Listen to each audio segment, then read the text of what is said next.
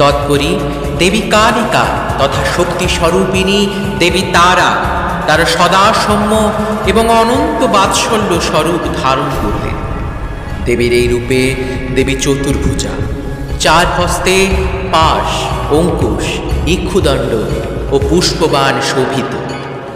দেবীর স্বরূপ এক অনন্ত যৌবন সমৃদ্ধা ১৬ বৎসরের বালিকার ন্যায়, এবং দেবী ১৬ কলায় পরিপূর্ণা। তাই তো তিনি ষোড়শী, তৃতীয় মহাবিদ্যা।